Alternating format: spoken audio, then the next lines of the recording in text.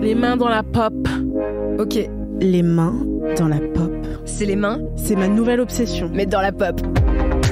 Bonjour et bienvenue dans Les mains dans la pop. Ici au micro, c'est Mao Drama et à ma droite, il y a Audrey. et à ma gauche, il y a Kumbis. Aujourd'hui, on va parler actu, tendance et décryptage de la pop culture, mais aussi gloire et déboire des célébrités qu'on aime et qu'on déteste aussi en secret. En tout cas, vous pouvez lâcher les réseaux, on scrolle pour vous. Alors cette semaine, chers amours, dans Les mains dans la pop, c'est l'épisode 20, un chiffre tout rond pour marquer un événement tout rond. Le fait que c'est des jours de joie, jamais 203, la troisième moitié de ce podcast. Kumbis est avec nous. Et à mes côtés, bien sûr, comme je le disais, nous sommes toutes les trois autour de cette table. Il y a Audrey. Comment vas-tu, Audrey, cette semaine ? Ouais, je suis toujours là, ça va très très bien. Je suis vraiment ravie que Kumbis soit à nos côtés et que le trio soit réuni, quoi. Après une nouvelle très ronde, en gros, j'ai essayé de faire une métaphore filée sur le fait que tu as été enceinte et que tu as donné la vie. Bonjour Kumbis, comment ça va ? Ça va très bien. Je n'ai pas poussé la vie, on est venu la chercher comme j'ai eu une césarienne. Mais c'était vraiment très chouette. C'était vraiment très chouette. J'étais un peu stone, donc on me dit ça va. Je disais oui, ça va. Et puis j'ai vu mon fils, je lui ai fait coucou, il est parti chez ma sœur et voilà. Et ton fils, dont on a eu d'ailleurs la chance de voir des photos, qui est évidemment le plus beau petit garçon qui n'est jamais né. Voilà, il s'agit de mettre cette nouvelle recrue dans de bonnes conditions. Petite bio, parce que tu as un parcours génial et ce serait intéressant que les auditeuristes puissent savoir ce que tu as fait avant. Est-ce que tu veux raconter ton parcours en 2 mots ? Tu as fait une grande école de journalisme. Attends, déjà, tu viens d'où ? Tu viens de Belgique. Voilà. Bruxelles, la capitale des frites et des bonnes gaufres bien moelleuses. Absolument. Ce qui fait que Kumbis dit souvent des phrases comme c'est parce que je suis belge en fait. C'est la fin de la phrase. Mais c'est pour excuser. Et je dis vraiment fort les R. Voilà. Du coup, après, tu as fait une école de journalisme, tu as fait le CFJ à Paris. Oui, et j'ai fait une école de journalisme à Bruxelles et après j'ai terminé à Paris. Okay. Puis après, j'ai été, je vais pas dire que c'était une connasse, mais c'était une connasse. J'ai été assistante de la Red Chef de l'officiel de la mode. Et après, j'ai travaillé pour Vanity Fair, Glamour, et maintenant je suis à Combini, je m'occupe de la mode là-bas. Donc ma vie est remplie et mon fils est à 300 km, donc il me manque un peu, mais je suis bien entourée, donc je suis contente. Mais oui, on est trop contente d'être avec toi aussi, puisque cette phrase, je fais la mode à Combini, moi je la trouve superbe en elle-même. Donc on est ravis que tu sois avec nous, et donc maintenant voilà, le trio est réuni. Et nous serons tous et toutes les trois au micro pour tous les prochains épisodes, sauf événements exceptionnels où on doit se remplacer les unes les autres. On pense aussi à tous nos camarades qui sont en train de battre le pavé, puisque lorsqu'on enregistre le podcast le mardi, en ce 6 juin, c'est le dernier jour de mobilisation contre la réforme des retraites. On vous embrasse fort et on espère que vous avez de superbes pancartes. Le thème du jour, alors de quoi allons-nous parler pour ce jour de fête ? Eh bien, c'est un podcast dans lequel on parle beaucoup de célébrités. Donc aujourd'hui, on va s'intéresser aux invisibles derrière le succès d'une célébrité, les fans. Quel rapport entretiennent-ils ? Est-ce qu'un amour unilatéral finit toujours en drame ? Je n'ai pas la réponse, on l'aura tous et toutes ensemble dans le sujet de la semaine. Mais on commence tout de suite avec les losers et les winneuses de la semaine.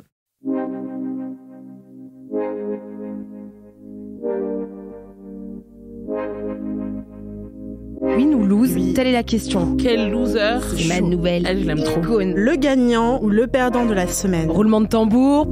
Et voilà, comme chaque début d'épisode, on va parler un peu de l'actu chaude qu'on a envie de déballer. Et on commence pour ça par donner des couronnes de win ou de lose à des gens qui ont marqué l'actualité de la semaine dernière. Et on commence avec toi, Audrey. Ouais, moi je vais vraiment pas donner une couronne pour le coup. D'accord, oui. Une couronne d'épines seulement si elle fait mal. Ouais, vraiment, des ronces. D'abord, je vais faire un trigger warning transphobie, puisque je vais parler de la vague de harcèlement et de commentaires transphobes à l'encontre du premier homme trans enceint qui a fait la couverture de Glamour. Donc on aurait pu s'en réjouir. Il y a des gens d'ailleurs qui s'en sont réjouis, puisque à peine 2 semaines avant de donner naissance à sa fille Nova, Logan Brown, qui est un Britannique qui est en couple avec Bailey Mills, une drag queen britannique aussi non-binaire, il a récemment fait la une du numéro de juin du magazine Glamour. Ouais, exactement. Et le titre, c'était Trans, Pregnant and Proud, donc trans, enceint et fier. Et donc c'est le premier homme trans enceint à figurer sur une couverture de magazine ever, quoi. C'était incroyable. Donc, très belle photo. Incroyable. Il a posé le corps recouvert d'un maquillage qui donnait un peu l'illusion d'un costume 3 pièces, tu sais, un peu body painting là. C'est du body painting. Au début, j'avais pas vu, je croyais que c'était vraiment un costume. Et voilà, donc la couverture, elle coïncide avec le mois des fiertés, donc le mois de juin, dans le cadre d'un numéro qui parle un petit peu des thèmes autour de l'homoparentalité et de la transparentalité. Donc il y a le magazine 20 minutes qui rapporte que ce blogueur, voilà, il faisait face à beaucoup de difficultés, notamment durant sa grossesse et aussi pendant son accouchement mimé. Il disait Personne ne m'a demandé si ça allait. Personne ne s'est demandé ce que ça fait d'être un homme trans enceint. Les personnes qui sont enceintes de manière générale, c'est vraiment, vraiment difficile. Ajouter à ça le fait d'être trans, certaines sages-femmes le comprennent, d'autres non. Et il ajoute une formation devrait être obligatoire parce que nous existons et que des personnes trans vont à l'hôpital. Donc j'imagine même pas ce qu'il a pu traverser parce qu'il y a déjà des récits pour les personnes enceintes de manière générale. Donc ouais, c'est clair. Ça s'ajoute la transphobie. Parcours du coup 20 ans. Toi, ça s'est bien passé de ton côté, il n'y a pas eu de non, parce qu'en fait, mes sages-femmes étaient hyper aware du fait que les femmes noires sont déjà très mal prises en charge. Et en fait, que ce soit nos douleurs, que ce soit le problème qu'on peut avoir, qui sont des plus gros risques quand on est femmes noires, comme la préclampsie. En fait, moi, j'ai eu des risques de préclampsie. En fait, c'est quand ton placenta devient toxique et pour toi et pour le bébé. Okay. Donc, en fait, il faut sortir le bébé. Ma sœur, elle a eu ça. Mais ça touche encore plus les femmes noires que les femmes des autres ethnies, si on peut dire. Et souvent, les gens ne sont même pas au courant. Donc, parfois, tu as des fortes fièvres, des maux de tête, tout ça, et personne ne va aller voir là. Donc, quand quelqu'un est déjà un peu conscientisé sur ces trucs-là, ils vont se dire, c'est une femme noire, on va prendre attention, tout ça. Donc, parfois, ça amène au drame. Par exemple, il y a Serena Williams qui souffrait de ça. Elle a dit à son médecin. Oui, je me souviens. Et on l'a pris un peu de haut, elle a failli mourir. C'est le fameux syndrome méditerranéen. Genre, on minimise ta douleur. D'ailleurs, une copine à moi qui est, je vais dire, je m'en fiche, qui aide péricultrice, je pense, à Clermont-Bicêtre, quand ils parlent aux urgences, aux médecins, ils demandent l'ethnie de la femme. Si elle est maghrébine, ils vont dire, ah ouais, c'est une femme qui crie un peu pour rien. Elle exagère. Si c'est une femme noire, ils vont dire, ça va, eux, ils supportent bien la douleur. Et je lui dis, mais c'est hyper choquant que tu nous dises ça, en fait. Parce que nous, on sait, on le vit, mais que on vous... te croit pas, quoi. Et elle m'a dit quoi? Elle m'a dit, franchement, au début, je pensais que c'était du racisme, mais on est tellement habitués à avoir des femmes maghrébines qui se plaignent pour rien du tout, qu'au final, on dit que c'est vrai et qu'elles exagèrent. Elle dit, oui, mais c'est un préjugé qui peut amener la mort d'une femme qui, elle, a vraiment mal, en fait. Et donc, j'imagine même pas ce qu'il a dû vivre, en fait. Ouais, j'imagine pas non plus. Et du coup, depuis mars, il partageait ses expériences, justement, en tant qu'homme trans enceint sur les réseaux sociaux. Il parlait un petit peu de sa vie quotidienne, de tout ce qu'il traversait. Et effectivement, il a dû faire face non seulement à la transphobie dans le domaine médical, mais aussi en ligne, puisqu'il recevait pas mal de messages violents et haineux, comme par exemple, les hommes ne peuvent pas être enceints, enfin des insultes. Des négations, quand même. Voilà. Puis les réponses à la une de Glamour dérogent pas non plus à la règle, puisqu'il y a aussi eu pas mal de commentaires transphobes sous chaque post, en mode c'est quoi cette ignominie? Enfin, je vous passe les commentaires, c'est vraiment ignoble. Et donc, pour rappel, la transphobie n'est pas une opinion, c'est un délit. Et ça renforce la banalisation des violences, ça donne de l'eau au moulin de toutes les attaques politiques anti-trans, toutes les lois anti-trans qui sont en ce moment en train de pulluler. Et en plus, il n'y a pas eu de réaction du magazine Glamour à l'heure actuelle. Donc moi, je me pose la question, c'est bien d'encourager de telles représentations, mais après, derrière, qui est-ce qui protège justement les personnes qui sont mises en avant, quoi? Non, vraie question, je suis d'accord. Parce qu'il y a beaucoup de gens qu'on juge différents qui ne vont plus dans les médias justement parce que en fait, le suivi n'est pas là, en fait. C'est ça. On les prend parce qu'on sait que ça va peut-être buzzer ou marcher, mais après c'est elles qui vivent le cyberharcèlement. Oui, c'est quoi le truc sur M6, X Factor ou Talent, c'est un incroyable talent, c'est ça? Ma pote Tani, qui est humoriste non lesbienne, elle avait été contactée. Et en plus, c'était il y a 2 ans, donc ça aurait pu faire un bond dans sa carrière. Et elle a refusé pour ça. Mais oui, elle avait dit genre là, je sais qu'ils sont plein de bonne volonté, mais après, je trop vulnérable. Et elle avait posé des questions, genre qu'est-ce que vous faites pour modérer les commentaires? Il n'y avait pas de protocole déjà fait. Oui, voilà, c'est ça. En fait, on te met en lumière parce que c'est à la mode en ce moment, puis après, tu te débrouilles. Quoi. Voilà. Bon, peut-être que Kumbis, tu veux nous parler de quelque chose un peu plus positif? Oui, moi, c'est un peu plus positif. Ma winneuse de la semaine, c'est Blue Ivy Carter. Si ce nom ne vous dit rien, c'est un peu grave, mais pas trop. Blue Ivy est la première fille de Beyoncé et de Jay-Z. Et à 11 ans, son CV est beaucoup plus rempli que le nôtre. Ah oui. Déjà, rien qu'en laissant de côté son pédigré hors du commun, je vous rappelle que c'est la 2e plus jeune lauréate de toute l'histoire des Grammy Awards. À 9 ans, elle a gagné le prix de la meilleure vidéo pour Brown Skin Girl avec sa maman. Rien que ça, déjà, c'est Elle n'avait pas réalisé la vidéo, juste elle était dedans. Non, mais elle était dedans, elle était aussi productrice, en fait. Non. Ouais, en fait, ils sont très intelligents. C'est ce qui fait aussi DJ Khaled. En fait, il met son fils comme producteur, le fils qui ne sait pas parler ni écrire, comme producteur de ses albums. Donc, du coup, il est crédité. Okay. Du coup, ça lui donne de la thune, c'est vraiment une dinguerie en fait. Incroyable. C'est smart. Ouais, c'est vraiment smart. La fille du motif, je sais pas si tu vois sur TikTok, il a sorti une chanson qui s'appelle Caramello. Non, je vois le motif, mais je vois pas la vidéo. Bah bref, je me demande si c'est pas le même bail, du coup il a pas fait chanter sa fille pour. Mais en tout cas, c'est vrai parce que ça leur donne de l'argent en fait. Et donc du coup, ça remplit ton CV alors que t'as rien fait. Si, elle a quand même dansé, donc voilà. Et donc du coup, cet été, elle suit sa maman sur sa tournée déjà iconique, Renaissance World Tour. T'as été voir? Non, j'ai pas payé autant pour aller la voir. C'est vrai. Non, c'est toi qui allais. Mais moi, j'ai payé pas cher, 80 €, mais j'étais franchement presque derrière la scène en fait. Je la voyais en parallèle. Genre, la voyais, on dirait que c'était un Papercraft. Donc, franchement, elle pouvait faire ça. Elle était minuscule, en fait. Je me suis dit, j'ai pas mes lunettes, j'aurais rien vu, en fait. J'aurais pu le faire ça dans un bar, ça aurait été la même chose. Oui. Mais l'ambiance était là, mais je regrette d'avoir payé parce que j'aurais pu voir ça sur Internet, quoi. Ouais, à ce moment, t'as fait partie de la folie. Je pense que c'est tellement d'anthologie, tu pourras dire, j'y étais. Mais ouais. Mais franchement, elle a vraiment une prestance et elle chante bien, elle est belle. Et moi, je pense que, franchement, les gens qui la critiquent n'ont pas d'argument parce qu'elle est vraiment parfaite. À mes yeux, en tout cas. Je sais pas si vous êtes d'accord avec moi. Mais si, on est évidemment d'accord. Puis bienvenue dans ce podcast. On est d'accord avec toi.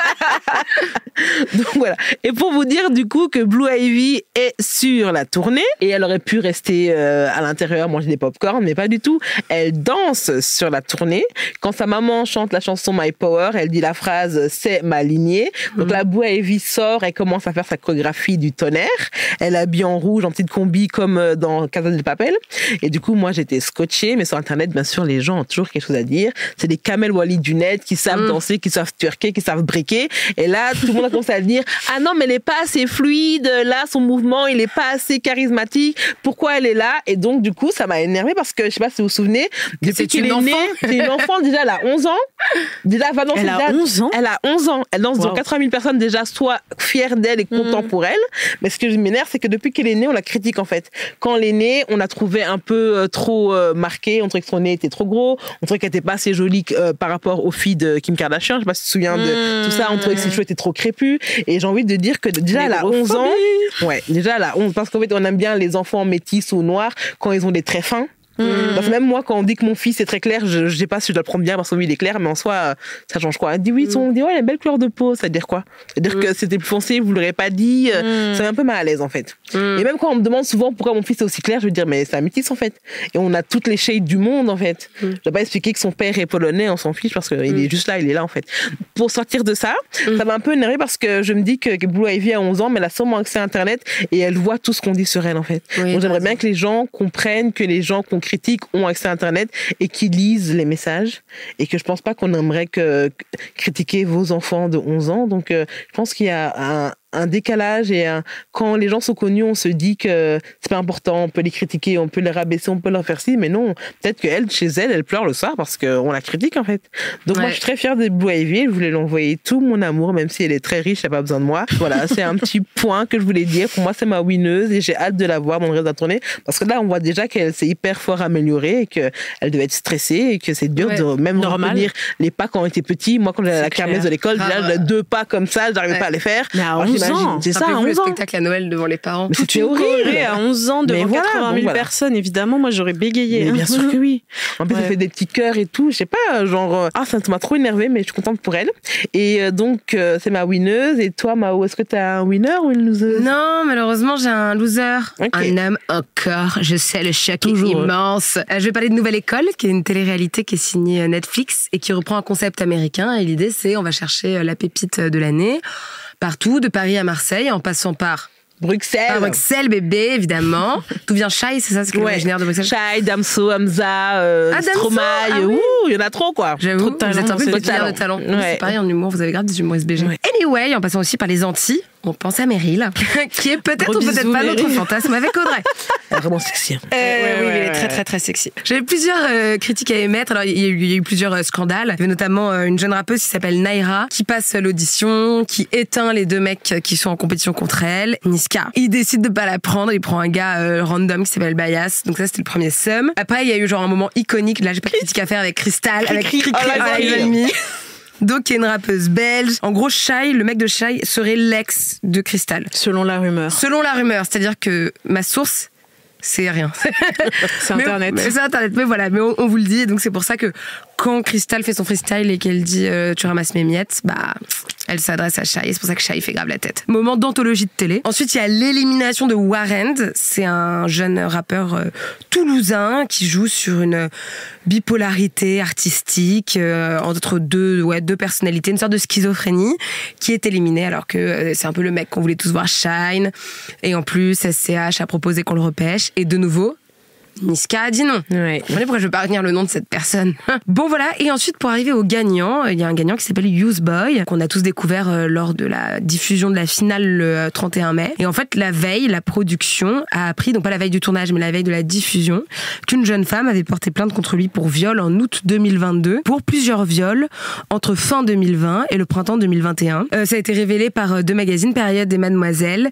Et ce qui est très étonnant, c'est déjà genre soutien et on te croit à la victime. Deuxième chose, c'est que sous les posts, les réactions, c'est bah merci pour le spoil, je sais qui a gagné maintenant, et non genre désolé pour le viol. Youthboy, c'est un artiste qui a une personnalité très atypique et que j'aimais bien et j'étais contente de voir quelqu'un gagner comme ça. Et je suis triste et déçue de voir quelque chose que l'on sait toujours mais qu'on est toujours déçu de voir être confirmé, c'est que les violeurs sont partout et que c'est 80% des gens autour de toi, tes potes, cet inconnu dans le métro, ton collègue, ton cousin, cette nouvelle star de télécrochet, et voilà. Et on sent la déception dans ta voix. Je suis aussi très triste en fait. En fait, je suis triste de voir que ça devient un marronnier de journalisme. Ouais. Et genre, c'est un sujet classique, on est au 20e épisode et j'ai fait combien de sujets sur des meufs qui portent plainte pour viol. Et encore, on les a pas tous fait, quoi. Et on les a pas tous fait, c'est ça aussi qui m'attriste beaucoup, c'est que du coup, je suis en mode, bon, bah voilà. Il a réagi par son avocate, puis lui-même par un tweet, il se dit, je sais, surprise, innocent. Voilà, fin des losers. Le sujet de la semaine. On va parler de quoi cette semaine? Vous avez des idées? Ultra cringe. On peut dire que c'est vraiment nul ou pas? Elle a osé. Cette semaine, dans Les Mains dans la Pop, on va parler célébrité, ou plutôt ce qu'il y a à côté de la célébrité, ceux qui la regardent et qui lui permettent d'émerger les fans, les fanbases, les charmés, ceux qui se déplacent en concert, ceux qui t'attendent parfois devant ton hôtel, ceux qui commentent un cœur. Il y a différentes façons d'exprimer son amour à quelqu'un qui nous inspire. Et on avait envie de parler de ça, parce que parfois ça devient toxique, parfois ça peut devenir grave, jusqu'au fait divers, parfois jusqu'au meurtre de la personne à laquelle on voue un culte. On se demandait comment se former les fanbases. Audrey va d'abord revenir dessus sur quels sont les facteurs psychologiques qui expliquent la formation comme ça d'un groupe pour porter quelqu'un d'autre. Exactement. Moi, j'ai pas de fan, mais je suis retombée. Si, nous, t'inquiète. C'était juste pour que vous le disiez. Je suis retombée en fait sur des photos récemment de mon ancienne chambre de préado et vraiment les murs étaient recouverts de posters. J'ai un peu honte de le dire, de Priscilla et des sœurs Olsen. Les sœurs Olsen. Tu te souviens de sa série là? Ah mais oui, mais j'étais danse, non? T'inquiète pas. Ah, jamais trop. On va savoir pourquoi. En tout cas, c'était pas très très hétéro, je pense, comme obsession. Ah, j'avoue, c'est drôle. Et je me suis demandé du coup pourquoi en fait, quel facteur psychologique derrière le fait de vouer justement un culte, comme tu disais, à vraiment de parfaits inconnus. Je sais pas si toi, Kumbis, t'étais fan de quelqu'un quand t'étais plus ado. J'étais fan de Michelle Pfeiffer. Je vois App qui c'est. Moi non plus. Mais si, celle qui joue Elvira dans Scarface, elle joue aussi dans le truc. Non, continue de la regarder, c'est mais hyper genre, niche. no way. Mais tu vois pas, c'est celui qui fait le majordome dans l'épisode 2 de la série. Michelle Pfeiffer, elle joue aussi la prof qui va dans un lycée. C'est vraiment ça, c'est littéralement ça, c'était même pas une blague en fait. C'est ça qui tient la craie, tu sais, en arrière-plan. Mais si, Michelle Pfeiffer, la montre hyper bon, sexy. Tu nous n'es d'aucune utilité sur ce sujet. Mais j'aimais aussi, c'est tout en fait, Michelle Pfeiffer. Non, il y avait et Lucy Liu. Ok, là je l'ai. Ok, d'accord. Voilà, c'était mes ouais. deux. Voilà.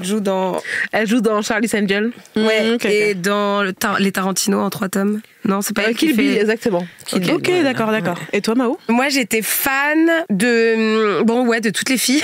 Ouais, bah ouais. Je les trouvais belles et minces et stylées. Je voulais être comme elles. Et moi, j'ai eu des obsessions sur quelques garçons. Mais j'y reviendrai après parce que c'est la raison pour laquelle j'ai décidé de pas devenir fan. C'est une décision de ma vie. En fait, je n'ai jamais été fan de gens. Pas eu de phase Tokyo Hotel, pas eu de phase... alors phase Adèle Haenel depuis quand même maintenant 5 ans. Donc peut-être que je me rattrape. Ah d'accord. Tu nous en parleras tout à l'heure. En tout cas, du coup, je me suis grave intéressée à ce que ça disait psychologiquement en fait de nous d'être fans comme ça de gens. Et j'ai trouvé plusieurs réponses, il y en a pas mal. Alors il y a déjà le fait que ça donne une forme d'identification et d'appartenance en fait, ce qu'on appelle les fandoms ou les fanbases. Donc en fait, c'est la sous-culture liée à l'ensemble des fans. Tu fais partie d'une communauté. Voilà, une communauté. Solo. Ça procure un sentiment en fait d'identité, d'appartenance. On fait partie d'une communauté de fans. Les gens trouvent des personnes avec qui partager les mêmes idées, les mêmes intérêts, les mêmes valeurs, les mêmes passions. Et en fait, ça favorise un sentiment de connexion, d'acceptation, de validation. Et en vrai, ça fait du bien, ça contribue à une image positive de soi-même. Et il y a même au sein de ces communautés des normes, des valeurs, même des rituels au final. Oui.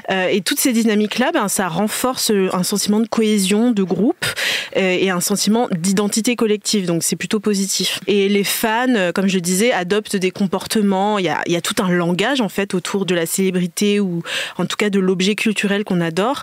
Il y a des symboles. Les Belly Bears, genre elles ont des noms. Les Monsters pour Lady Gaga. Ouais. Il y a des symboles. Il y a aussi pour Rihanna, c'est de Navy. Oui. Ah bon, Navy, ouais.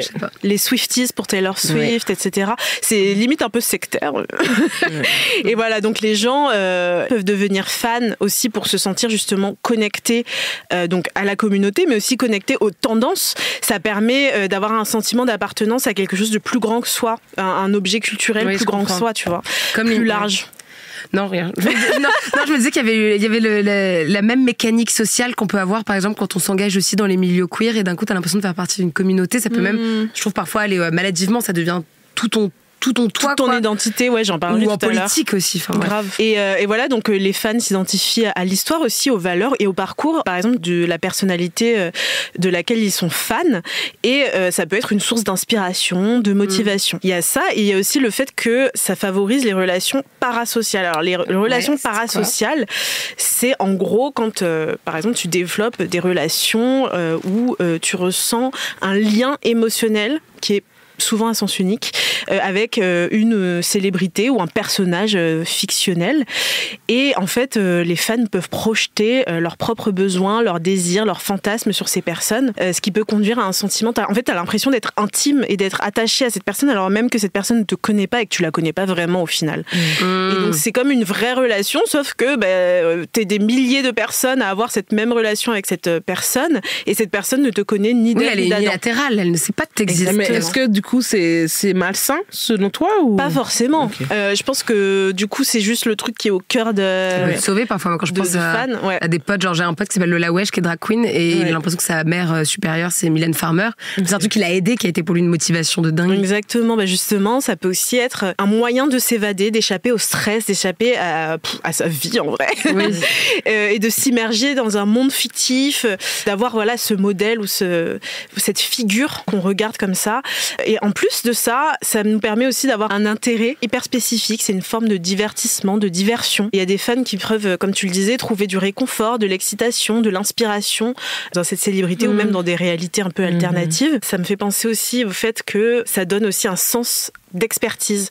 Genre par exemple, les fans développent en un truc. Voilà, les fans développent vraiment une connaissance approfondie à propos de la série ou de la célébrité, de la chanteuse ou du chanteur préféré. Ça peut faire grandir ton estime de toi-même peut-être. Exactement. D'avoir de nouvelles connaissances. C'est par exemple comme ce que j'ai eu avec Priscilla qui adorait les dauphins et du coup j'ai développé une expertise sur les dauphins à bosse.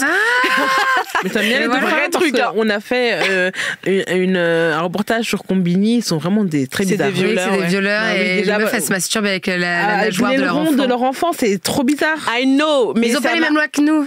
Ça m'a permis de développer une expertise et en vrai, toutes ces connaissances hyper niches, ça donne aux fans un sentiment de maîtrise. Ça les fait se sentir effectivement, comme tu le disais, plus compétentes, informées sur quelque chose qui les passionne. Et donc ça, c'est une forme d'épanouissement émotionnel et personnel.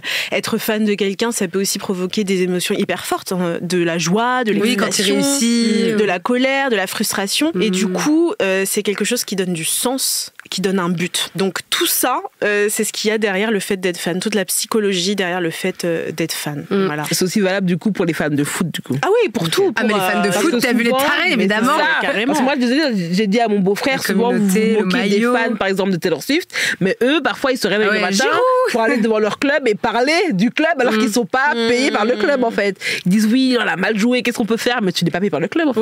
Voilà, qu'est-ce qu'on peut faire. Mais frère, tu te réveilles le matin pour aller au Bourget pour parler entre inconnus. Je me suis dit attends, mais c'est une dinguerie quand même. Donc voilà. Moi c'est le fait de trop s'investir justement qui me faisait peur. En fait j'aurais pu vous le dire tout à l'heure, je sais pas pourquoi j'étais en mode genre je vous en parle tout à l'heure.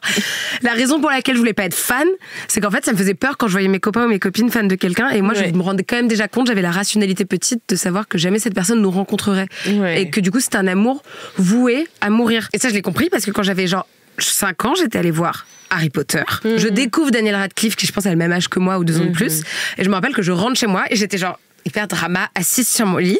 Et ma sœur était venue, elle était en mode ça va, j'étais en mode genre non. Je suis amoureuse de quelqu'un qui me connaîtra jamais. Et vraiment, et je me rappelle de la douleur dans mon âme, dans mon cœur. J'étais amoureuse et je savais qu'on se rencontrait pas. Et je pleurais et tout.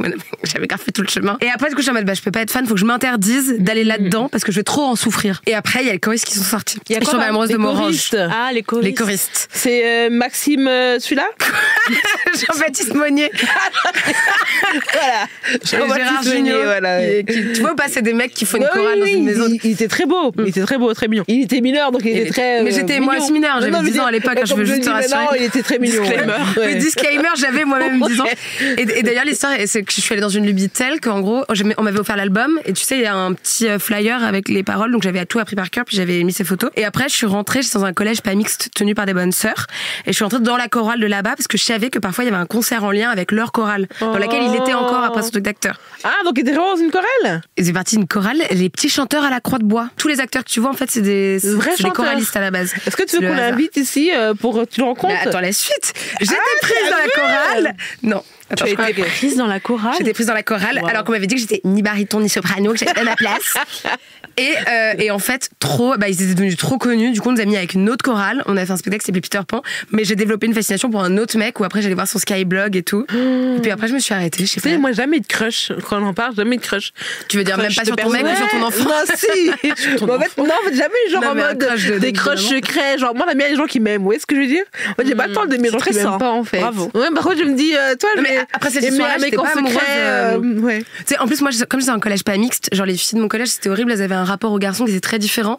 Il y avait les lycéens et il y avait des meufs qui suivaient les lycéens, qui avaient des blogs et tout sur les mecs qui avaient 2 ans de plus que nous et tout. Ouais. Et tu vois, là, par exemple, je suis jamais allée vers là. Ouais. Parce que je savais que ça allait être dangereux et que ça allait flinguer. Vous êtes si saine. Ouais. En tout cas, moi, j'enchaîne du coup sur la santé mentale. C'est l'occasion parfaite. T'avais des blogs sur des mecs, des femmes sur lycée. Non, quand même pas, mais je parle des gens qui peuvent vraiment déraper. Mais du coup, je voulais parler un peu du lien entre la santé mentale et le fait d'être fan. Et il y a des personnes, en fait, qui ont déjà des petits soucis de santé mentale sous-jacents et qui peuvent, comme on le disait tout à l'heure... Je me sens pas visée. Non, mais qui peuvent justement trouver du réconfort ou trouver un échappatoire dans le fait d'être fan de quelqu'un ou d'une série. Voilà, et c'est un espèce de répit temporaire, en fait, une distraction à leurs problèmes de santé mentale. Et en vrai, je comprends. Il y a même des fans qui disent, oui, le fait d'être fan de telle personne, ça m'a sauvé. Ouais. Même la musique, même parfois les paroles. Parfois, bien j'écoute des paroles et je me dis, il a raison. Ouais, levons-nous et devenons riches, tu vois. Développement personnel. Elle a raison. Bitch, better have my money. Mais oui, attends, on est où là? Mais du coup, il y a des dérives. Il y a un aspect négatif à tout ça. Il peut y avoir des comportements toxiques. Peut-être Mao t'en parlera tout à l'heure. Il y a des conflits. Il y a des focus aussi sur les personnalités qui peuvent être vraiment excessifs au détriment. Par exemple, ça peut devenir toute ta vie et vraiment, au détriment de ta propre vie, tu vas être vraiment fan à tout prix de quelqu'un.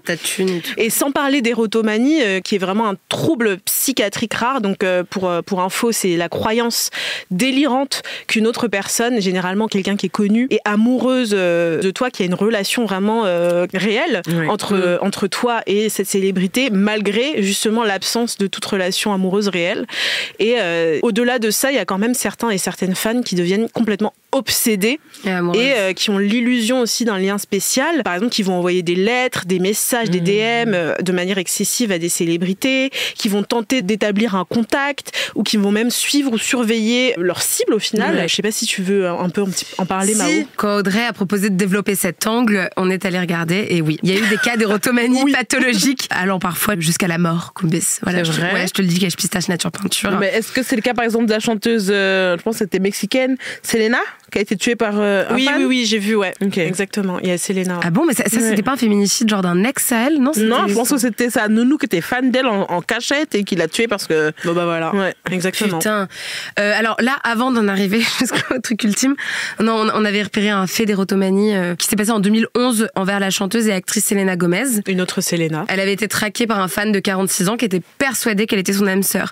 Mais en gros, l'érotomanie... D'ailleurs, moi, il y avait une fille qui était érotomane envers un garçon lycéen. Et je me rappelle qu'à un moment, il avait partagé une chanson.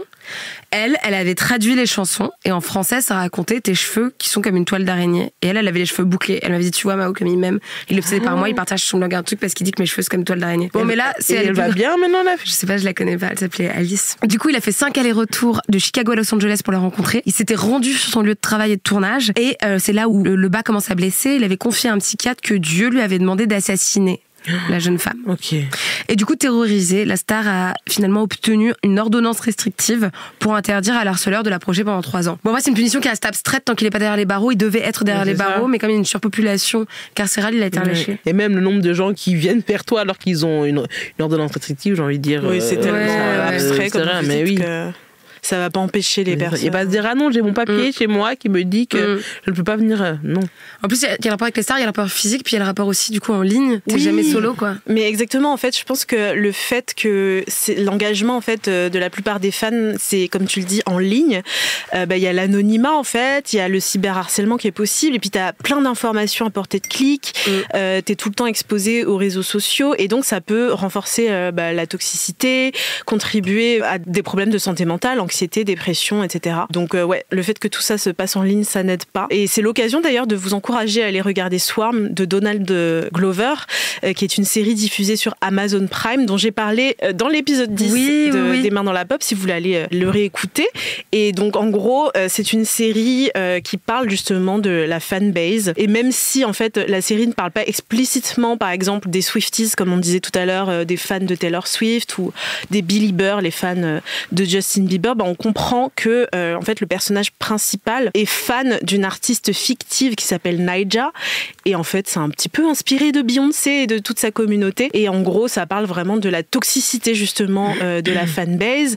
En fait dans la série on suit le personnage principal qui est vraiment une fan obsédée et qui finit par tuer justement des gens qui sont tous les détracteurs en fait de la célébrité qu'elle adore, et ça rappelle grave les violences qu'il peut y avoir dans les fanbases dans la vie réelle. Absolument. Et donc dans la vie réelle, là je vais parler de 3 cas qui sont crève-cœur. Il y a le couturier Gianni Versace. Je sais pas si t'avais vu la série qui s'appelait Killing Versace, qui avait été diffusée sur Netflix. Mais je connais son histoire, mais j'ai pas regardé. En gros voilà, donc il a été assassiné devant sa villa à Miami, à bout portant, en 1997 par un homme qui s'appelle Andrew Cunanan, et il y avait rien d'autre qu'une fascination malsaine et peut-être une haine que quelqu'un réussisse quand toi t'y arrives pas. Peut-être que l'autre est le miroir de tes frustrations et que du coup tu veux les reporter sur lui. Par exemple, c'est un peu le cas pour John Lennon, donc le membre des Beatles. Il a été assassiné à bout portant, pareil. Toujours le truc des lâches en plus à bout portant. Enfin, je dis pas que ce serait moins lâche de les tuer à la main, mais enfin, bref, je m'explique. Whatever. John Lennon, il a été assassiné en 1980 à New York par un mec qui s'appelait Chapman. Et en 2020, il est revenu sur ce meurtre et dit en fait la vérité. John Lennon, c'est un des hommes les plus célèbres sur Terre. Et moi, je voulais être célèbre. J'étais à la quête d'une gloire personnelle. Donc c'était un acte égoïste, mais c'était pour ça. Pour que, rien qu'en assassinant quelqu'un de connu, il y a un ruissellement de célébrité qui va venir jusqu'à toi. Et c'est ça qui te touche et que tu cherches. Tu deviens tristement célèbre. Et parce que déjà, je pense que quand tu deviens connu, il y a un peu un truc où chaque personne qui t'a connu raconte toujours l'anecdote qu'il peut avoir en commun en rapport avec toi. Quand ils vont voir les profs de primaire. Ah oui, elle avait trop chanté, tu vois. On s'en fiche. Ou moi, je pensais, je sais qu'il y a quelqu'un qui est très connu aujourd'hui. Moi, j'ai failli sortir avec lui il y a des années. Et je me suis en fait, j'ai envie de pas répéter la même erreur. Oui, parce que du coup, c'est ce que tu dénonces. Mais en fait, c'est là où je me suis rendu compte que moi-même, je me suis dit, et en gros, cette anecdote, j'ai pas pu m'empêcher de la raconter grave de fois. Et à un moment, j'étais en mode, mais meuf, lâche l'affaire, il y a pas de ruissellement, vous êtes pas en contact et tout. Et parfois, moi, j'ai peur de devenir célèbre parce que je me dis, mais qu'est-ce que les gens vont raconter? L'anecdote qu'ils auront sur Mao. Mais moi, j'ai fait n'importe quoi les 8 dernières années. J'ai embrassé n'importe qui, j'ai pris de la drogue avec tout le monde. Quoi? Je rigole, je sais pas. Ça donne de savoir. Moi, c'est plus les photos où j'étais trop moche, genre. Oui, d'accord. Et enfin, mon dernier fait divers, en 2016, une youtubeuse et chanteuse et performeuse qui s'appelait Christina Grimmie a été tuée, elle aussi, à bout portant alors qu'elle était en train de performer sur scène. Genre vraiment la mort terrible par un fan qui était fasciné maladivement par la jeune femme. Et puis moi ça me fait aussi penser quand les fans vraiment défendent bec et ongle la célébrité dont ils sont fans, genre c'est vraiment une défense aveugle. Et du coup j'ai essayé de comprendre ce qu'il y avait le look de Tokyo Hotel quoi. Ce qu'il y avait psychologiquement derrière ça, et Je trouve que c'est vachement lié du coup à l'identification. Genre en gros, les fans qui défendent leur célébrité ou leur série préférée coûte que coûte, même quand la série ou la célébrité est problématique. C'est comme Nicki Minaj. Ouais. Nicki Minaj, elle sort avec un homme qui a été accusé de viol plusieurs fois et qui a même fait de la prison. Et ses fans, les Barbs, la défendent bec les ongles. Alors moi, j'aime trop Nicki Minaj, on peut dire qu'elle a fait de la merde en se marrant avec lui. Oui, ça t'enlève rien ils vont harceler librement toutes les fans de Cardi B alors qu'ils ont rien demandé juste pour défendre Nicki Minaj. Ouais, bah du coup, je voulais trop savoir pourquoi à ce point-là, pourquoi ça te rend autant aveugle. On sait que l'amour rend aveugle, mais pourquoi est-ce que le fait d'être fan rend aveugle? Et bah du coup, ce que j'ai trouvé, c'est que en gros, être fan de quelqu'un, parfois, en fait, la personne devient une extension de toi, une partie de toi, et la communauté des fans aussi deviennent une extension de toi. Et donc du coup, lorsque certains et certaines fans intègrent leur fandom dans leur identité, ça devient tellement une partie d'elles et d'eux-mêmes que elles deviennent beaucoup plus sensibles aux menaces et aux critiques envers du coup cette partie de leur identité. En fait, quand on critique ou quand on attaque leur célébrité, on t'attaque toi-même. Comme quand on parle mal d'une de tes meilleures amies et que t'es en mode en fait ça me blesse vraiment par ricochet. Vraiment, exactement. Et par ricochet, parfois tu peux vivre des fantasmes. Je vais parler des fanfictions qu'elle fait en gros de d'écrire une fiction basée sur des faits réels et sur la vie réelle d'une star que t'aimes. D'ailleurs, je me demandais, est-ce que vous aimeriez écrire une fanfiction et si oui, sur qui? Sur ma mère. Non, franchement, j'aimerais bien écrire genre sur les couples qui ont pas bien fini ensemble dans un film. Ah, t'aimerais Ah non, genre, pas dans la vie réelle, genre non, genre la fin de Titanic, tu vois. D'accord. Il n'est pas mort, ils vivent au Texas, ils ont des chiens, tu vois. Oui, elle fait du cheval. Ouais, plus comme ça. Ah, c'est mignon. Franchement, non. Rien avec Meryl. Bon, pourquoi pas. Concerne, nous regardons. Je serais impliquée dans la rien n'existe toi. Mais non, je sais pas trop, mais c'est vrai que c'est mignon ce que tu dis là, d'inventer des fins un peu plus heureuses à des fins alternatives. Ouais, des fins alternatives, exactement. Mais il y a des gens qui le font d'ailleurs pour Harry Potter, pour plein de trucs. En tout cas, il y en a une qui est très connue, c'est la fanfiction de Anna Todd, qui est une autrice américaine. Moi, j'ai jamais lu ce livre. Vous en avez entendu parler? J'en avais entendu parler, ouais. C'est un livre qui s'appelle After et qui met en scène, c'est un truc en 5 tomes, l'histoire d'amour entre une jeune étudiante, Tessa Young, et son camarade de fac, Arden Scott, qui est un bad boy britannique, mystérieux, colérique et initialement inspiré de Harry Styles, un des chanteurs du boys band britannique One Direction. Désolée de dire ça, mais il est trop surcoté. Il est surcoté. Moi maintenant j'aime plus ce qu'il fait. Non mais j'ai jamais aimé, j'avoue. Par contre, on a oublié de dire un truc important qui serait peut-être notre truc c'est que nous, je sais qu'on peut avoir des rapports maladifs aux fans, mais parlons un peu des fans de K-pop en Corée du Sud. J'ai aucun fait à vous dire, mais je sais que là-bas la fanfiction peut aller dans des délires de chirurgie esthétique pour ressembler à quelqu'un qu'ils aiment bien, de machin, de suivre, de trucs. Mais je pense que c'est comme au Japon, en fait, leur culture est tellement genre stricte. Je pense que c'est vraiment un échappatoire. Ça raconte tellement de trucs au niveau psychologique, quoi. Enfin, c'est clairement, je pense que tu peux être fan et être fan de manière saine, mais à partir du moment où ça devient ton identité, où ça ruisselle justement sur des parties de ta vie, ça commence à être un peu chaud, quoi. Mais surtout que souvent, il y a des chanteuses de K-pop qui se sont suicidées parce qu'on a découvert qu'elles avaient des copains ou des rapports sexuels, tellement là-bas, en fait, ils doivent avoir une image parfaite pour leurs fans, que dès que ça vire un peu, elles le vivent très mal, en fait. Ah, dès que, par exemple, une célébrité sort avec quelqu'un. Oui, parce qu'il y avait une fille, je pense qu'il y a 2 filles qui sont suicidées parce qu'il y avait des images un peu sexy, mais qu'on est sexy, c'est pas du tout genre nu ni rien, qu'on sortit d'elles ou qu'on les a vues embrasser un garçon, et que eux doivent vraiment être disponibles pour leurs fans, minces, belles, sans attache émotionnelle, pour justement pouvoir créer cette relation avec les fans. Et du coup, dès que ça casse, elles le vivent très mal. Il y a beaucoup d'harcèlement. C'est vraiment très très grave. Ils les adulent, mais au point en mode, si t'es pas ce que je veux que tu sois, ça va pas le faire, quoi. En tout cas, vous êtes grave ce que je veux que vous soyez. Merveilleuse. Merci. Merci.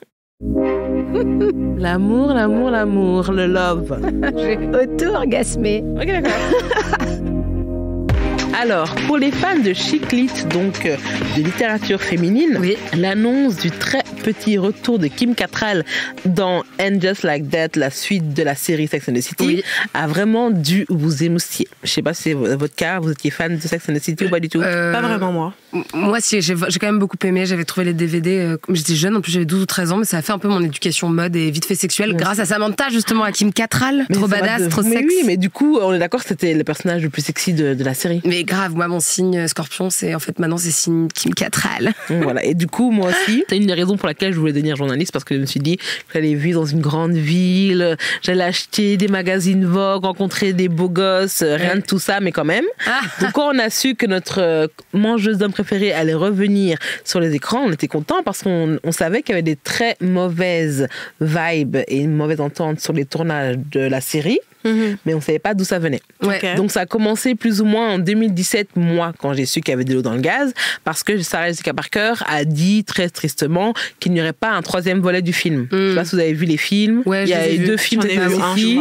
Le premier, elles sont dans un mariage, elle va se marier avec Mr. Big là. Mais finalement, il part, après elles vont faire les trucs, tout ça. Après, il y avait le 2. Et le 3, il n'a pas été fait. Et donc dans l'interview, Sarah Jessica Parker dit qu'elle est déçue parce que le scénario était vraiment bien. Et donc du coup, les gens commencent à se dire à cause de qui le film n'a pas été tourné. Et comme par hasard, 2-3 jours après, il y a eu une source anonyme. Ça me fait toujours rire quand c'est source anonyme. Alors c'est sûrement un ami de la star qui l'aime pas. A dit que c'était Kim Cattrall qui était à l'origine du non-tournage du film.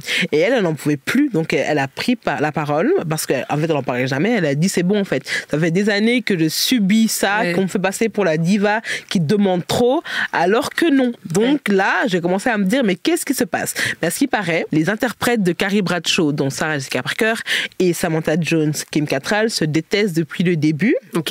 Et d'où ça vient? C'est parce que Sarah Jessica Parker, à ce qui paraît, est une peste. Comme dans Mean Girl, elle a essayé de montrer tout le monde contre Kim Cattrall. Pourquoi? Parce qu'à ses débuts, donc au début de la série, c'était Kim Cattrall la star. Elle avait fait 2-3 films qui cartonnaient. Elle était blonde, elle était pétillante, elle était sexy et son personnage était trop charismatique. On voulait tous être la copine de Samantha Jones. On voulait être la pote de... Et donc du coup, comme normalement la personne principale et l'héroïne c'est Sarah Jessica Parker, et elle a vu ça comme une réalité.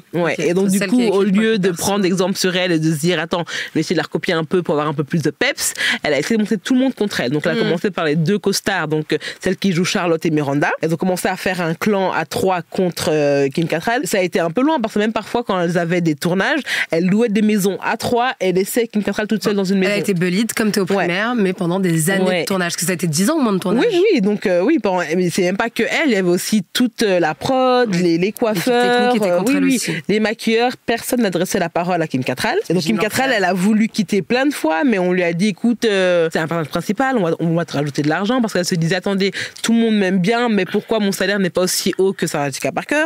Donc elle a dit pourquoi je continue, en plus on me bully. Donc chaque fois on essayait de lui remettre un peu d'argent dans son vin. Ça se dit pas, non? Mais c'est une très bonne expression. Je veux bien que quelqu'un mette de l'argent dans mon vin bientôt. Donc voilà, pour qu'elle continue à venir, et elle a accepté, mais au 3e film elle a dit c'est bon, c'est niette en fait. J'ai assez d'argent, j'ai 60 ans, voilà. Je préfère. Elle a même dit, c'est ma renditrice, c'est qu'elle n'a pas eu d'enfant à cause de la série. Donc elle disait en fait pendant 10 ans, elle faisait que tourner. Elle pouvait pas tomber enceinte? Non, elle faisait que tourner. Elle n'avait pas le temps. Elle tournait les week-ends, elle tournait tous les jours, elle tournait les soirs. Donc elle a dit que sa vie est devenue la série. Elle a regretté un peu après la série où les gens la bullied. Et donc moi, ça m'a un peu choquée parce que ce qui est un peu rigolo, c'est que dans la série, tout est sur la sororité en fait. Le fait que les amis sont plus importantes que l'amour, le fait que les amis peuvent vraiment te sauver de la dépression, de ci, de ça, te motiver et savoir que tu joues des femmes fortes, des femmes solidaires alors que tu es une petite pétasse. Pourquoi en fait? Et donc du coup, ça a été je suis choquée par vraiment Sarah Jessica Parker. Je trouvais qu'elle était chouette et surtout qu'elle arrivait avec un physique atypique parce que vous savez, à Hollywood, si tu veux être la romantique ou la fille qui est aimée par le personnage principal, faut que tu aies un peu un physique. Et comme elle avait un nez, il faut dire elle a un pif, on va me dire elle a un vrai pif. Et donc du coup, c'était un peu dur et le fait qu'elle soit venue, qu'elle soit restée avec son physique, ça m'a vraiment plu. Mais quand je dis ça, je me suis dit attends, mais quelle connasse en fait. Donc du coup, nous ça nous a fait mal parce qu'on s'est dit qu'elle jouait vraiment des meilleures amies qui se considéraient comme des sœurs dans la série, mais elles se détestaient dans la vraie vie. Elles ont même été au Emmy Award assises à 3 sans Kim Cattrall. Donc c'est vraiment ce qui est difficile, c'est que déjà que c'était difficile pour elles sur la série, mais en plus comme elles le font dehors, les gens parlent et ils leur posent des questions. Qu'est-ce qu'il y a avec Sarah Jessica Parker? Qu'est-ce qu'il y a? Et comme elle répondait jamais, on la prenait pour la bouc émissaire. Donc moi je suis contente qu'elle soit revenu selon ses termes. Donc, elle sera de retour dans la saison 2, dans le dernier épisode de And Just Like That. Mais elle ne voulait voir ni l'équipe, donc ni les filles, ni le showrunner, parce que, s'il paraît, il était du côté de Sarah Jessica Parker et qu'il l'a aussi malmené, donc le producteur. Et elle voulait avoir un paquet de fric, ce qui est normal, selon moi. Je comprends très bien. Donc voilà. Donc, pour un petit spoiler, elle sera juste dans une cabine téléphonique en train de parler avec Harry Bradshaw et on la verra de loin. Elle sera à Londres et les autres seront à New York. C'est tout. C'est tout. J'espère vraiment qu'elle va te payer 1 million pour ça. Ah, moi aussi. J'espère aussi. Moi aussi. Bon, donc, merci Kumbis. De rien.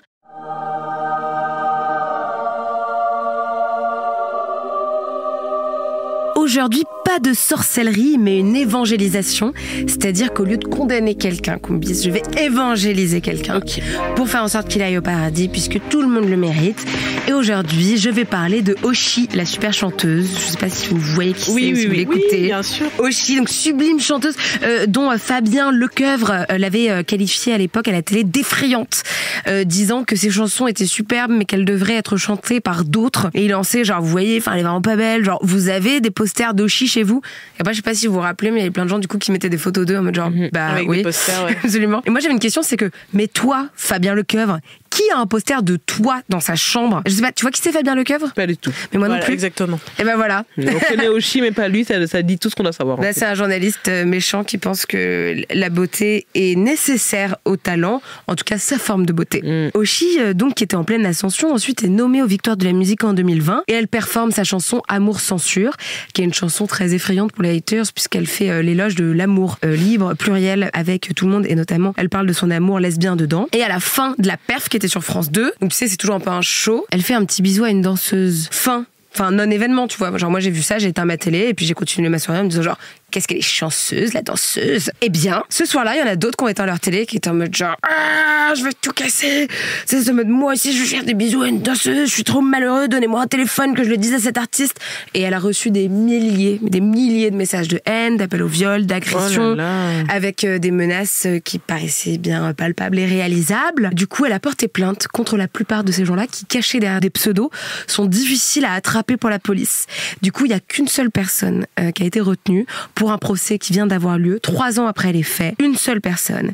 Et du coup, la chanteuse a fait un message sur Instagram pour dire qu'elle pouvait pas y aller et qu'elle était désolée de voir qu'une seule personne était retenue sur des milliers. Et ce mec, en plus, c'est un nobody, c'est un mec qui s'appelle Maël, qui a 21 ans. T'imagines, ça veut dire qu'il avait 18 ans, c'est trop bizarre, le visage de la nouvelle haine, quoi. Il a écopé de 8 mois de prison, mais en fait 6 mois avec sursis, donc en fait il fera que 2 mois, mais en fait, comme il y a une surpopulation, il va faire 2 jours. Et donc je trouve que ça révèle en tout cas une grande inaction policière, le fait que la justice est menottée par plein de trucs administratifs qui fait qu'on ne protège pas les gens, et que pour tout ça finira une artiste sacrifiée, et je voulais qu'on dise courage à Oshi, et que nous, on ne censurera pas notre soutien. Oui, je vais faire une métaphore filée avec toutes ces chansons. Oshi, on aime ta marinière, et même après, on t'aimera.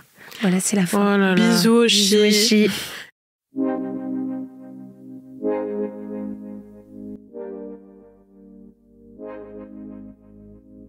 C'est quoi ta reco? Whatever. Franchement, c'est vraiment hyper niche. Je l'ai vu sur Twitter. J'ai pas envie d'être méchante. Mais j'adore. C'est l'heure de la reco intello. Pour vous, j'ai épluché les programmations des musées, j'ai chiné les dernières sorties de bouquins et j'ai même passé en revue la liste des événements sur Facebook. C'est pour dire. Tout ça pour vous pondre une reco culturelle que même votre pote le plus artsy ne connaît pas. Pas d'élitisme culturel ici cette semaine. Je ne vais pas vous parler d'un essai politique. Je ne vais pas non plus vous parler d'un film d'auteur ou d'autrice ou d'une pièce de théâtre contemporaine. Je vais vous parler d'une émission de télé-réalité, Ultimatum Queer Love. C'est la version LGBT d'un célèbre dating show qui s'appelle donc Ultimatum et qui est diffusé sur Netflix. Alors voilà le topo. Des couples de femmes et de personnes non binaires effectuent un voyage de 8 semaines où il et elle se retrouvent à un point critique de leur relation. L'un ou l'une est prête à se marier et l'autre non. D'abord, je trouve important de vous rappeler que pour moi, la télé-réalité, c'est un divertissement. Ce n'est pas la tasse de thé de tout le monde, certes, mais moi en tout cas, je ne supporte pas qu'il y ait une hiérarchisation un peu des objets culturels, de tous les programmes télé. Pour moi, c'est hyper classique. C'est divertissant, c'est marrant. Mais merde, oui, faut le dire. Voilà, tu vois, avoir un truc profond sur l'univers. Mario au premier regard, c'est bien. Voilà. Exactement. C'est classique, c'est élitiste. La télé-réalité, en plus, c'est souvent considéré comme de la télé poubelle. On dit que ça répond aux goûts et aux intérêts des masses, des individus surtout qui font partie de la classe ouvrière populaire. Et du coup, il y a un gros jugement hyper condescendant à propos de tout ce genre-là. Donc moi, je ne supporte pas ça.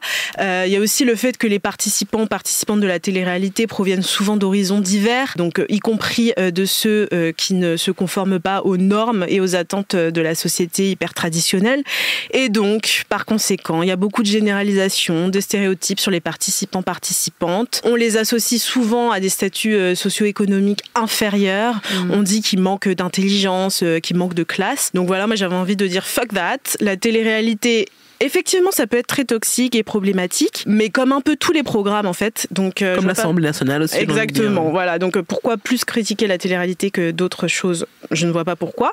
Donc je trouve que c'est un concentré hyper condensé de relations humaines. Moi, ça me divertit beaucoup. C'est un échappatoire de temps à autre, franchement. En revenant d'une journée difficile, ça permet un petit peu de se détendre. Donc pour en revenir à Ultimatum version queer, dans l'émission, comme d'habitude, il y a 5 couples et dans chaque couple, il y a une des personnes qui veut se marier et l'autre non, comme je disais tout à l'heure. Donc un véritable ultimatum est lancé. Tu m'épouses ou je me casse. Déjà, parce que ça va pas beaucoup dans ton couple, mais ok.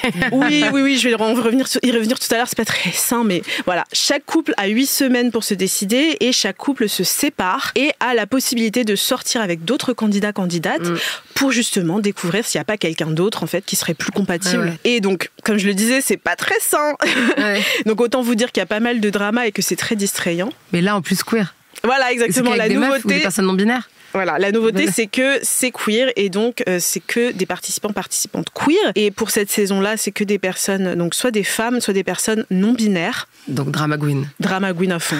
Exactement, tu l'as deviné. Pour vous donner quelques exemples de couples d'ultimatum pour cette saison-là, il y a Yoli et Mal. Alors j'ai un gros crush sur Mal.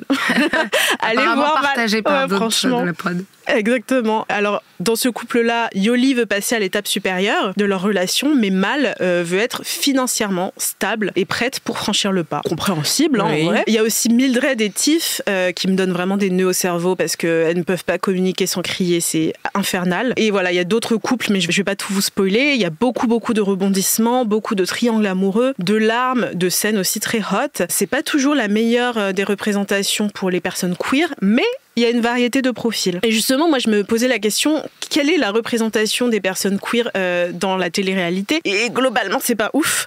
Globalement, en fait, c'est des émissions de télé-réalité qui favorisent, en tout cas dans le dating, des relations hétérosexuelles avec des représentations hyper sexistes, très binaires du dating. Et jusqu'à maintenant, la télé-réalité, elle perpétue pas mal de stéréotypes autour des personnes queer, en particulier des hommes gays. Voilà, il y avait soit le stéréotype... en fait, c'était des stéréotypes hyper unidimensionnel qui se concentrait beaucoup sur l'excentricité de la queerness.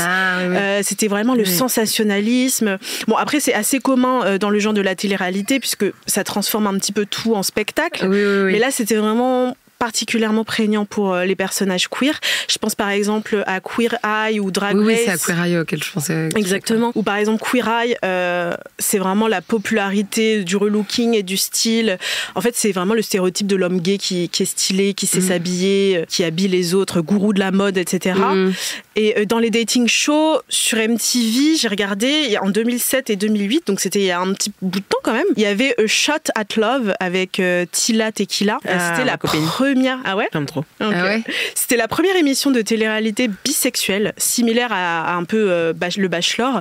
Il y avait 15 candidats masculins hétéros et 15 candidates lesbiennes. Et ça a beaucoup été décrit comme une télé-réalité qui brisait les barrières de la sexualité dans la télé-réalité. Mais à mon sens, ça a plutôt renforcé la sexualisation et la fétichisation des lesbiennes et des bisexuels. En gros, c'était pas vraiment une télé-réalité qui était par et pour les queers, mais plutôt ça renforçait des fantasmes pornographiques pour les hommes hétéros en fait. Oui, d'accord. Okay. Et il y a eu aussi, il n'y a pas très longtemps, un essai Are You the One saison 8, il y a quelques années, mais il n'y a pas eu un grand succès. En fait, je trouve que le vent semble tourner puisqu'il y a pas mal de gens qui, là, cette fois-ci, ont un peu apprécié la version queer de Ultimatum. Mais ça n'a pas toujours été le cas. Et moi, je trouve ça cool, en tout cas, pour se distraire. Ça change des dating shows hyper hétérocentrés. Enfin, on en a vraiment soupé, tu vois, des couples hétéros. C'était un peu boring. Et là, ça renouvelle un petit peu le genre. Mais finalement, je me demande si on doit vraiment se réjouir pour le fait que, voilà, il y a plus de représentation des personnes queer ou alors pleurer parce que ça nourrit toujours le fantasme d'un mariage hyper hyper traditionnelle qui résoudrait tous les problèmes du couple, même dans les relations queer. En tout cas, je vous encourage quand même à y jeter un œil parce que c'est assez cool de voir des lesbiennes à l'écran. Il y a des relations toxiques dedans, je vais pas vous cacher, mais ça distrait. En tout cas, moi, ça me fascine. Merci Audrey. Et j'en profite juste pour faire, du coup, on est dans le moment reco culturel, me faire un petit moment d'auto-promo. Absolument, tu es notre reco. Voilà, no shame. Culturel. Et du coup, ce week-end, donc le 10 et le 11 juin, il y a le festival Burning Woman, qui est un festival féministe qui aura lieu à la Bellevilloise, et je vais, avec d'autres artistes, exposer et vendre des tirages d'illustrations et de photographies. Si vous voulez passer me faire un petit coucou. Est-ce que Mao, toi, tu veux faire un petit moment aussi d'auto-promo? Oui, s'il vous plaît. Mais avant tout, passer à la Bellevilloise. Et moi, je voulais vous réinviter au gala queer que j'organise avec la Mute-Up, qui est la scène de stand-up à la Mutinerie, et le Comedy Love que j'ai confondé avec Tani et Noam à l'Européen. Voilà, donc c'est un 350 places. On redonne tous les fonds à la Pride des banlieues. Et je crois qu'il reste une petite centaine de places. Alors venez, faisons la fête, aimons-nous les uns les autres, les uns dans les autres, mais on se protège, on n'oublie pas. Et c'est quand ça? C'est lundi 12. Ok, très bien. Lundi 12 à l'Européen. Et sinon, je serai au Festival d'Avignon cet été. S'il y en a ici qui sont avignonnais, avignonnaises ou qui veulent y passer, je jouerai mon spectacle du 8 au 18 juillet au Théâtre des Béliers. Trop bien. Je suis fière de vous. Vous faites des choses. Nous aussi, on est fiers de toi. Ah là. Alors, c'est quoi ton actu, baby? Je ne fais rien. À part, j'ai commencé un blog. J'ai commencé un blog parce qu'en fait, comme j'aime trop la chic-lit, je voulais écrire un livre sur les femmes noires. Oui. Et donc, il s'appelle Comment devenir une femme noire épanouie. Oui. Et du coup, je vais écriire des pages de temps en temps et j'aimerais que d'ici 1 an, ça fasse un livre. Et on espère, donc, on va t'encourager en tout cas là-dedans. Ouais, ça me force à écrire autre chose que pour le travail, et c'est important parce que je me dis, j'ai pas envie que ma passion soit juste pour l'argent. Vous voyez ce que je veux dire? Bien sûr, il faut que tu t'épanouisses dans lesquels tu te réalises. Mais entre les biberons et ça prend du temps, mais ça me fait du bien d'écrire pour moi. Trop beau projet. En tout cas, à la fin de cet épisode sur les fans, j'allais dire que moi je suis fan de vous deux. Et merci à tous nos éditorices d'envoyer du love, parce que c'est aussi grâce à vous qu'on continue et qu'on est heureuse de faire ce podcast. Et tant que c'est dans les limites de la loi, continuez à nous envoyer des messages. Avec la sortie d'Ultimatum Queer, c'est peut-être le moment de recontacter le fameux ex avec qui on partageait un code. Et maintenant, depuis le 1er juin, je sais pas si vous savez, on peut plus partager de code Netflix. En fait, une fois par mois, tu dois retourner chez toi pour prouver que tu habites bien chez toi, en fait. Donc tu dois retourner chez toi, te connecter dans ta maison primaire, si je peux dire. Ou de la personne. Moi, du coup, je sais que je vais envoyer un message à mon ex pour dire est-ce que je peux t'envoyer non, excusez-moi, elle est amoureuse, elle a trouvé l'année. Oui, non. J'allais dire, soyez la Samantha de vos vies. Assumez-vous, écrivez des livres sur les femmes noires épanouies et just like that, vous serez des stars. Ouh. Du coup, à jeudi prochain dans Les Mains dans la Pop, je vous embrasse. Salut tout le monde, bye bye. Salut, à très vite. Les Mains dans la Pop est une émission de Nouvelles Écoutes, animée par Mao Drama, Kombi Soploï et Audrey Coupé de Kermadec, produite par Julien Neuville, montage, mixage et enregistrement par Livio Boulanger au studio Artistique Palace, directrice générale adjointe Nora Issem, directrice artistique Aurore Mailleux, directrice des productions Marion Gourdon, directrice commerciale Emmanuel Fortunato, chargée de production Cassandra de Carvalho, assistante de production Nella Akmi.